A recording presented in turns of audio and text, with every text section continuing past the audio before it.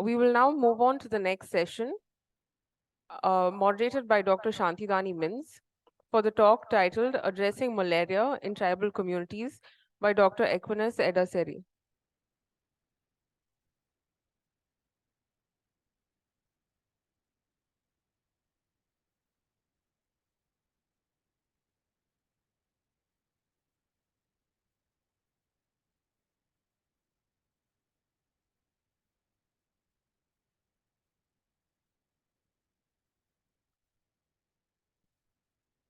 Good morning again to everybody. I think we are still in the morning. Sorry, afternoon. Good afternoon. And it's my pleasure to welcome Sister Dr. Aquinas to give her talk.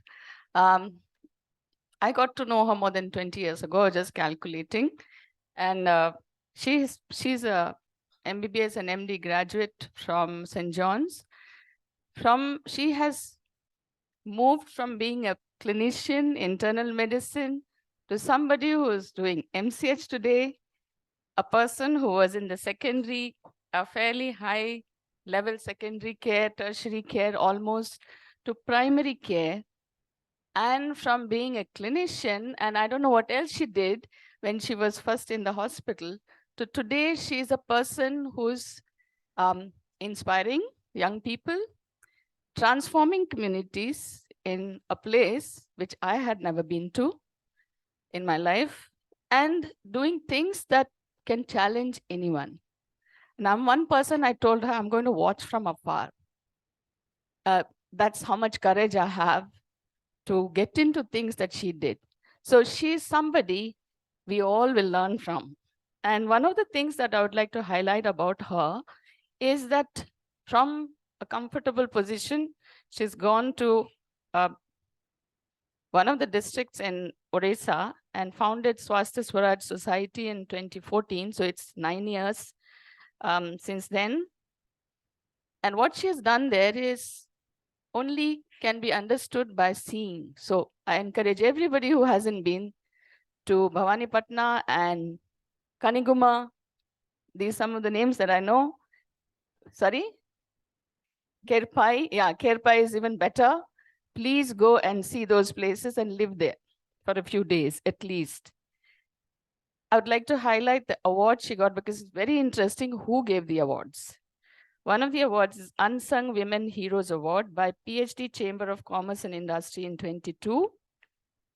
One of the award is from her alma mater, which is Mary Glory Award for the Best Alumnus of St. John's Medical College, and Shakti Award by Rotary Clubs of Mumbai for Outstanding Work in Healthcare in 23.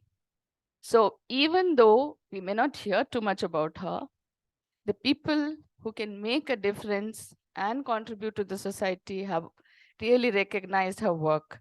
So she's been in this place ever since she went to found Swasthya Swaraj Society.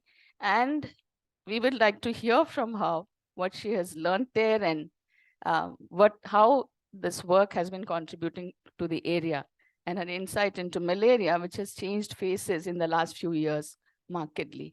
So over to Sister Aquinas. Thank you, Shanti. I feel very embarrassed to address this audience, very academic audience. I'm not an academic person anymore. And speaking from my experience of working in a tribal area for the past 10 years as a primary care physician. So it's not not going to be a scholarly talk, just a very simple one. And having said, when we speak about malaria, actually, malaria is one of the oldest known, one of the commonest life-threatening disease. And it has also changed the course of the world history, because I'm told Alexander the Great, Genghis Khan, etc., succumbed to this disease, which changed the course of the world history. So actually, the global burden of malaria has come down a lot, but it continues to be a significant public health concern, especially in the marginalized areas of Africa and Southeast Asia.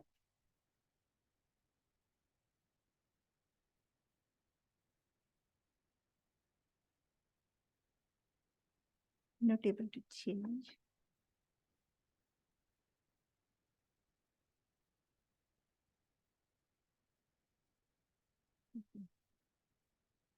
This is the global map of malaria map in 2023. The 31 countries which are endemic for malaria, and out of these 20 countries contribute 85% of global malaria burden, and out of which India is the only one country outside Africa. And you see in India, there is one small dot in India map, that is Odisha, and that's where I come from, which is the epicenter of malaria in the country. And it is contributing 25% of the total malaria burden and 30% of the malaria deaths in the country.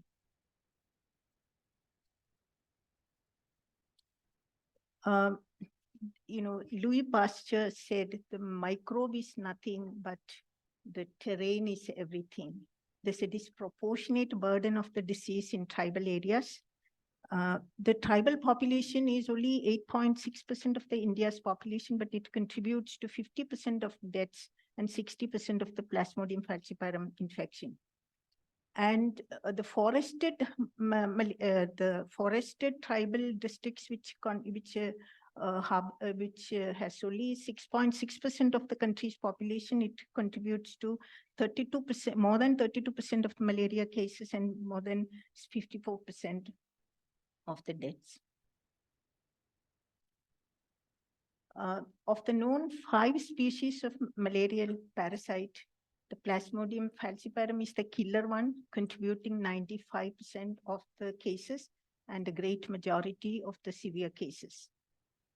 The Plasmodium species, we have very powerful chemotherapeutic agents, but they have outsmarted us, and they have developed mechanisms to prolong the infection in the human host, and including the evading the community by expressing various diverse surface antigens and developing resistance to chemotherapeutics. The victims of malaria are unfortunately the under 5 children in endemic areas and the pregnant women. And the youngest child we have come across with is a child of 2 months. Less than that, before that, the passive immunity from the mother protects the children.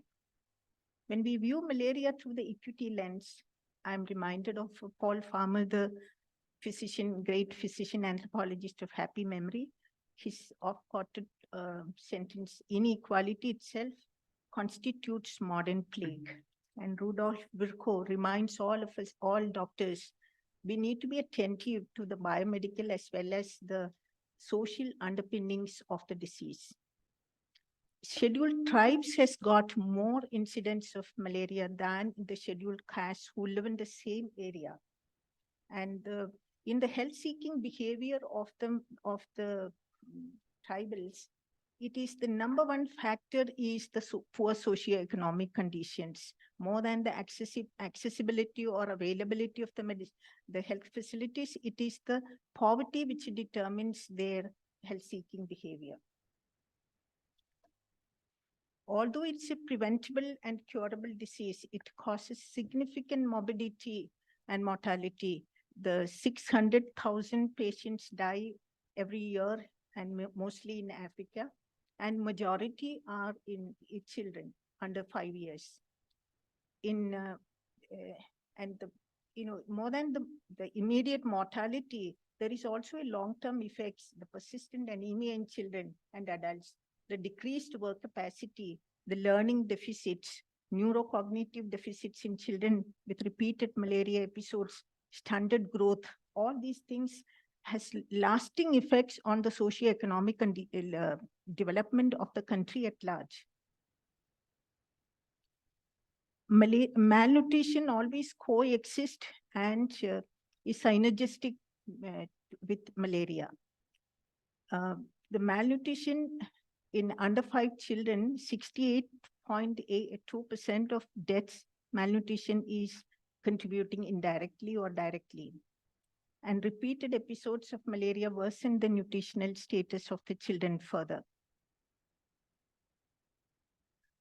But whether the undernutrition per se predisposes the patient to malaria, there has not been a conclusive study so far.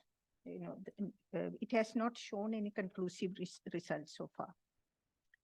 Severe malaria is a complex multi-system disorder, and many of you undergrad and postgrad students sitting here may not get to see a situation like this because it exists only in remote tribal pockets. And this is usually the children present with the very short history of 1 to 4 days, and they rapidly progress to life-threatening complications. And their clinical presentations vary. WHO criteria for the diagnosis include the impaired consciousness to coma, convulsions, and respiratory distress, and baby not able to suck. That is the main thing. So lethargic that so not able to suck. That is the main complaint the mothers come with. And the hyperpyrexia, shock, ARDS, abnormal bleeding, jaundice, black water fever, etc. The laboratory investigations include severe anemia, the HB dropping to less than 5 grams, hypoglycemia, hyperparasitemia, the parasite load going to above 1.5 lakhs to 2 lakhs, metabolic acidosis, and renal impairment. In our series of severe malaria cases, 64.4% had neurological symptoms, and 49.6% had respiratory symptoms, and some of them with the ARDS, and 20.5% children had less than HB less than 5 grams. 98% of the severe malaria cases were caused by Plasmodium falciparum, and 70.7% of the total cases, that is 171, they were under 5 children. 87% were tribal children. The children of 1 to 2 years, they carry the brunt of the severe malaria and death. And with the increasing after the age of 2 years, with every passing year, there was a 41% reduction in the risk. It was seen in our study. 60.2% of the severe malaria cases had a history of uncomplicated malaria, multiple episodes. And 32% had severe acute malnutrition. And all the 171 cases treated in the primary care in the resource-poor setting of Swasti Swaraj, they've survived. This is our experience of the malaria control. The blue line is the total number of the malaria cases, and the red is the total number of under 5 children with the malaria.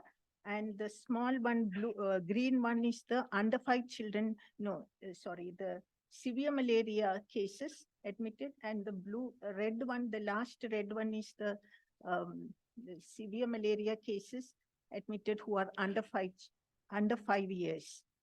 So the incidence of severe malaria in the total malaria was 4.9%. So over the years, there was a steady decline. And this another entity, the malaria and pregnancy. 34%, which was, we had 34% of the pregnant women had malaria and pregnancy in 2016-17, which came down to 22 to 23, 4%, which is a drastic decline.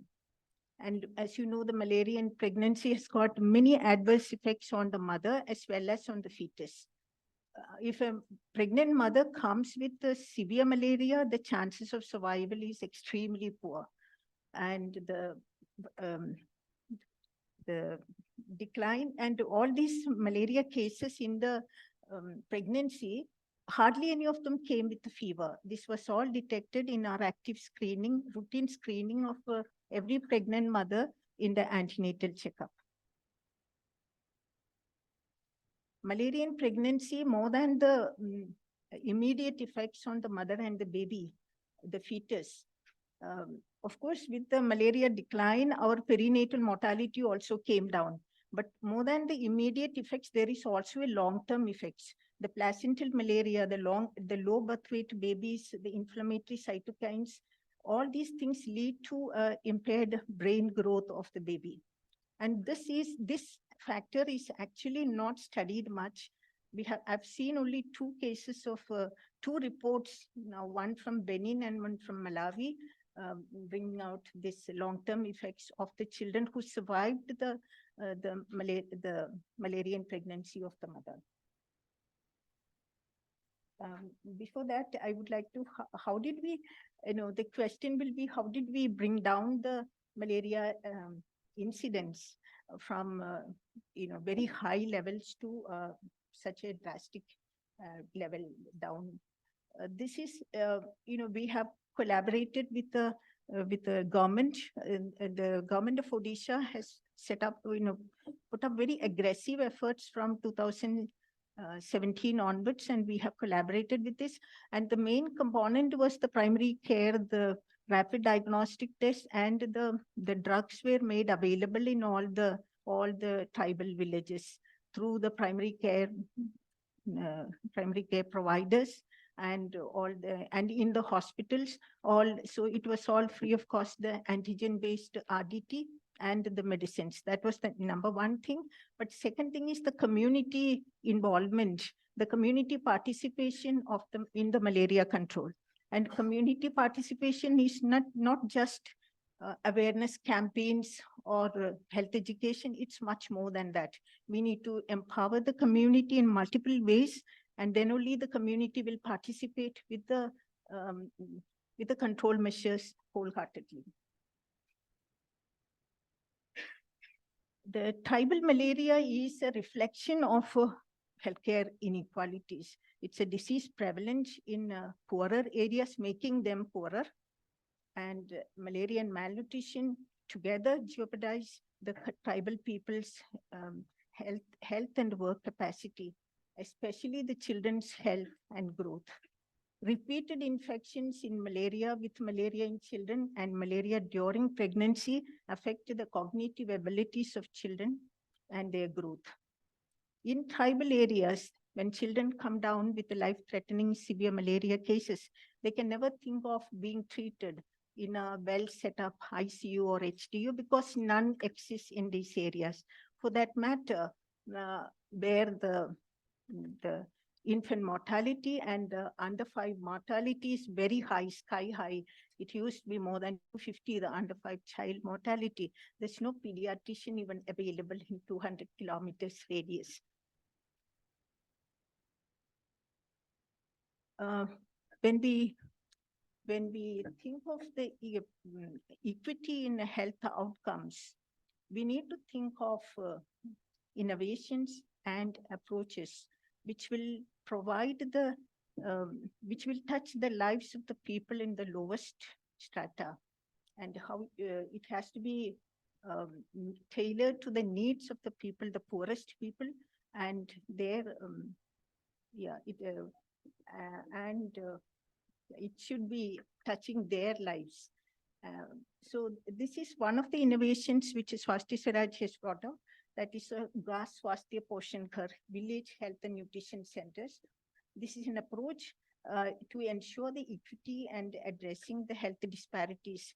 We have three centers so far, and this is simple centers, porta cabin-like structures, and it has got all, it's a delivery point, newborn care point, basic lab, and general care facilities, and it's all manned by trained tribal women workforce, and they manage it very well, and this seems to be working very well, and it is all located for a population of 1,500, and they do a lot of comprehensive work there, also screening the school children and the pregnant women, all those. And second is the regular antenatal under 5 clinics in hard to reach locations. This we do it once in 2 months. and this is also a surveillance. We do the surveillance, active surveillance for malaria in the pregnant women and the under 5 children, because they don't have the fever. Unless we do the active screening, we don't detect this. And it's a nutrition care, health education, all these things. So this is also one of our approaches to ensure the equity in the underdeveloped place and underserved area. Our learnings from malaria control. Number one is the importance of primary health care. We need to improve the quality and reach of the primary health care. And the role of competent doctor is indisputable in primary health care. And in a primary care setting, we need to have, if we have to practice evidence-based medicine, we need to have in diagnostic facilities also. Now today, many of the tests being point of care tests, it has to be made available, because in a poorer locality, primary healthcare is the first and the last resort for the patient. They do not go often to a higher center. So today, ultrasound, X-ray has to be in the primary healthcare. And our experience of zero mortality in 5 years of treating medical emergency like severe malaria in resource poor setting, it shows the importance of primary healthcare, effectiveness of primary healthcare. And it is, as you know, the primary healthcare is not a disease-centered approach, but it is a community-based approach. And communitization of the fight against malaria cannot be overemphasized. Malaria elimination by 2030, it's one of the SDG goals, and more than 100 countries, including 2 of our neighbors, has already achieved it. If we have to achieve the malaria elimination by 2030, by 2017, 2027, we need to report 0 cases of malaria, which I doubt whether it's going to happen. And we need to have a multifaceted strategy which takes into account the unique socio-cultural and environmental factors of the forested areas, drugs, treated bed nets, insecticides, larvicidal measures, all these, and now the new malaria vaccines all have to be employed in the fight against malaria. But ongoing research and collaborative efforts also is important. For example, we promote the bed nets, treated bed nets, but how culturally appropriate it is in tribal villages is a question. Challenges to malaria elimination in tribal areas. There is always an asymptomatic and afebrile malaria unless they do not come to the hospital for treatment. Unless we do active mass screening, we do not detect them. There can be false negative RDT research due to the histidine reactive protein 2/3 deletion. And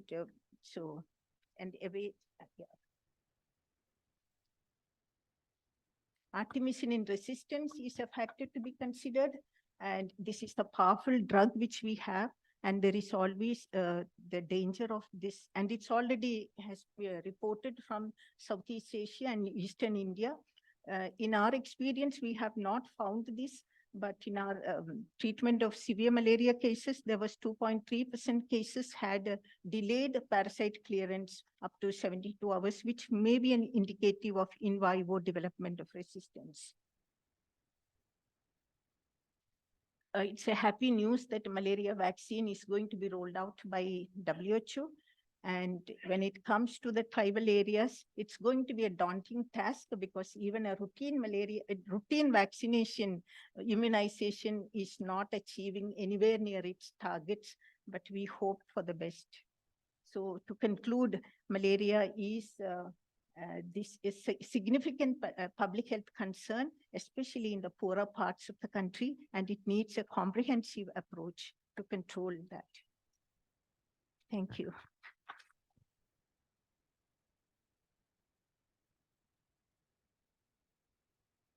Thank you. Thank you very much. Questions, can I request the papers to come? While that is happening, Dr. Yogesh has a question.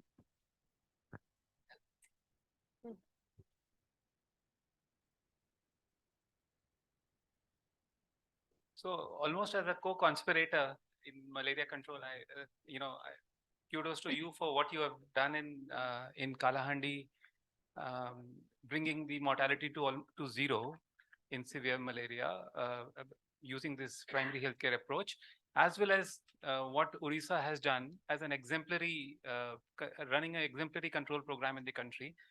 But my specific question to you is, how do you see the near elimination of malaria across the country, not only in Orissa, across the country, where we know that we haven't really done much in terms of control measures. Maybe outside, maybe in Orissa you've done wonderfully, but outside I can certainly say that in Madhya Pradesh and Chhattisgarh, it's been a washout almost in terms of doing things, and yet we have nearly eliminated malaria. So for me, the question that would pose is that I would like to question is, can we attribute the successes of reduction or malaria in Orissa also to the control measures or the early diagnosis and prompt treatment measures that we have done? And that's not a question only to you. It's a question to all of us. When we are looking at eliminating one of the biggest scourges of human bodies. In this thing, I would like to say, actually, in the malaria control, tribal malaria is the biggest stumbling block. And if we can control the malaria in the tribal areas, I think a great bit of the work will be done, because it is rather easy to control the urban malaria and the malaria in other areas. It is the poorer tribal areas where because that environmental factors also suits the malaria vector, and they thrive, and their health-seeking behavior is extremely poor. So unless we go out and reach to them, it's not going to be controlled, and it's the biggest challenge to the malaria elimination.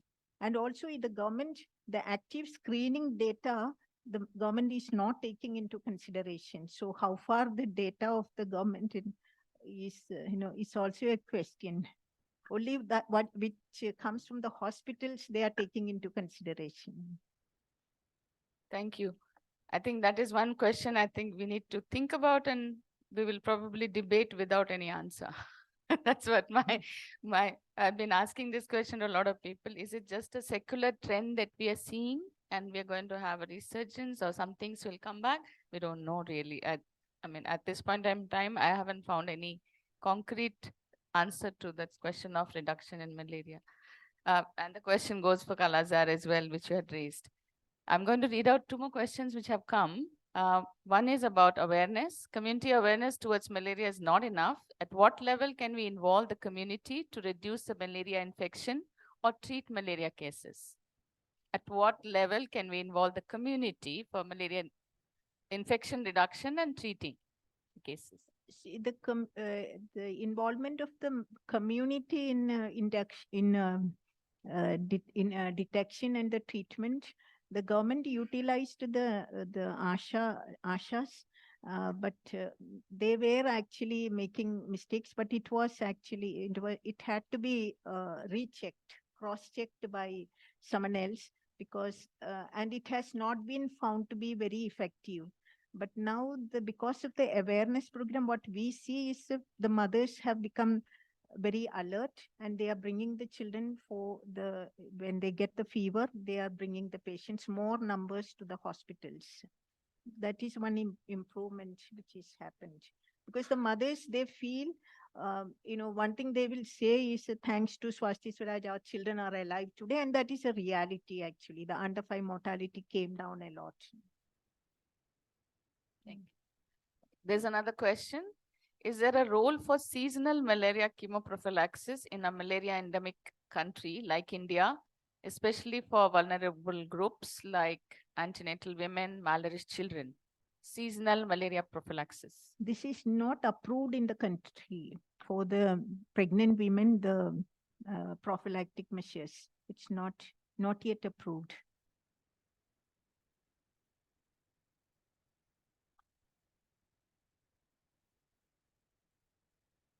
Can I just respond to this question because so unfortunately, so there was a malaria prophylaxis guidelines for pregnant women till around 2007-8 in India, but it was for chloroquine. I mean, the chloroquine was the drug that was recommended.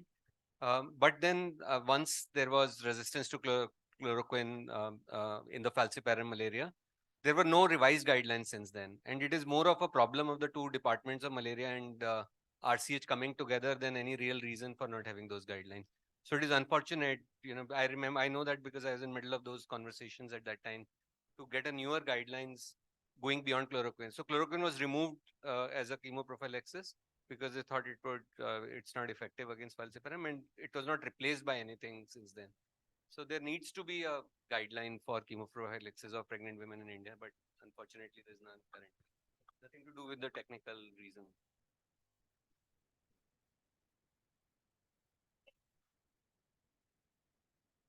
Do you see there is a reduction in seasonality of malaria with increasing temperatures or decreasing tree covers and things like that? I didn't get your question. Do you see that malaria is no longer seasonal given increasing temperatures everywhere? That mosquitoes are just happen to be there breeding all the time. Okay, the seasonal rise in malaria in our area is there are two peaks. One is in the when the monsoon sets in, July, August time, then in December, Jan time.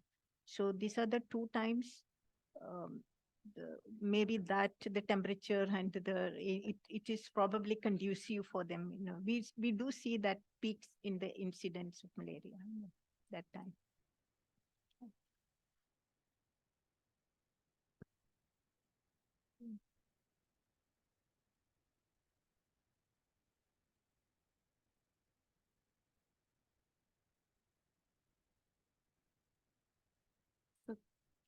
If there are no questions, we'll, yeah, sorry, is there something else? No. So this is Dr. Aquinas, thank you very much for your presentation and a lot of insight and all the questions that came from the floor. Thank you. I request Dr. Shantidani to present the memento to Dr. Aquinas Edassery.